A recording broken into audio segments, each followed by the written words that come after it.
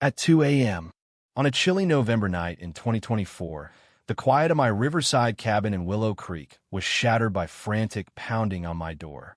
"Open this gate now. I have the right to inspect this property." The voice was sharp, dripping with entitlement. Red and blue police lights flashed through my windows, and outside stood Eleanor Grayson, the HOA president with a notorious reputation for bulldozing anyone who crossed her. She called 911, claiming my gate blocked emergency access, and brought a cop and a camera to film what she thought would be her latest triumph. She'd done this before 4 times, in fact strong-arming neighbors into selling their homes for pennies. Like poor Henry, a retired firefighter, who lost his dream home for $150,000 when it was worth $700,000. Eleanor thought I'd be her next victim. She had no idea what I carried in my wallet, a federal ID that would unravel her scheme. Groggy, I stumbled to the door, court documents scattered across my table. Officer Daniels looked exhausted, clearly tired of Eleanor's late-night stunts. She stood in my driveway, clipboard in hand, camera around her neck, spouting rehearsed lines about public safety and illegal gates. Her performance was flawless, honed from years of terrorizing vulnerable neighbors. She pointed at my gate, voice rising. "This blocks emergency routes. What if firefighters need river access? Lives are at stake." I stayed calm. "This is private property, ma'am. I have the deed from 1958. She snapped back. "HOA rules override deeds. Safety comes first." Her words were polished, legal-sounding, but I'd seen this playbook before. Henry had faced the same accusations, the same 2 a.m.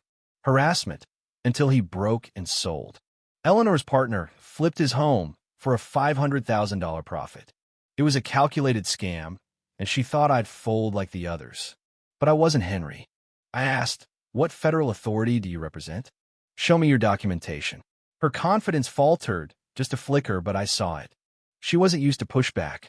"You don't understand the legal implications," she hissed, her voice cracking. Then came the threats: $100,000 fines, property seizure, homeland security violations. I held firm. "I'll need official proof." Her frustration boiled over, but she left, texting me a 48-hour ultimatum. Through my window, I watched her drive off, unaware my laptop screen glowed with confidential federal case files. The irony was rich. She wanted federal power? She'd get it. The next day, Eleanor returned with a fake surveyor her partner in crime, claiming my gate devalued my property to $150,000. "We'll buy it and fix this mess," she said, smug. My neighbor, Liam, a tech whiz who'd lost $40,000 to her fake violations, whispered, "She's been doing this for years." His evidence decks, recordings exposed her scam.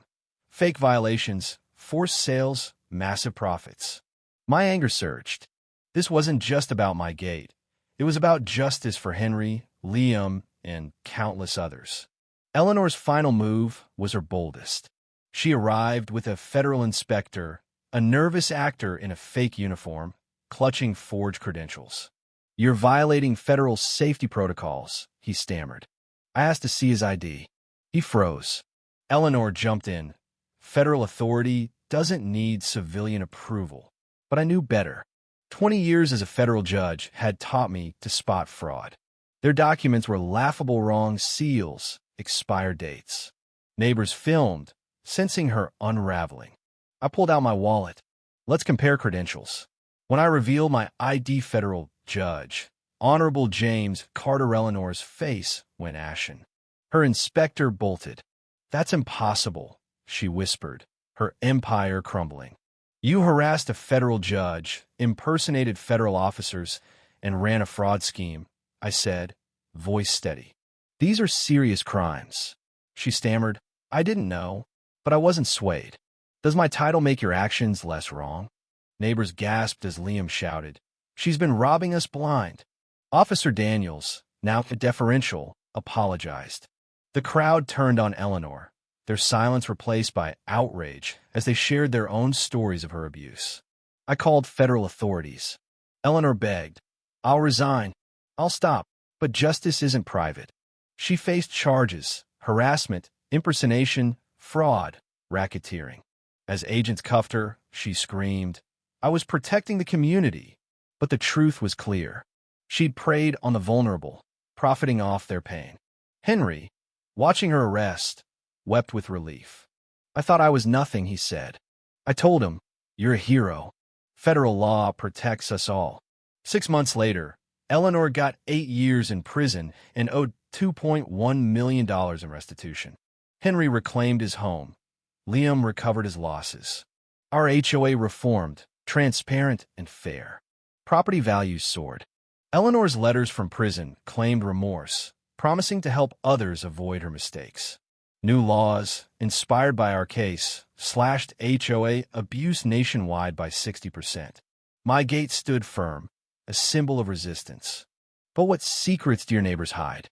Should Eleanor get a second chance after ruining lives? Comment below, like, and subscribe for more wild tales of justice.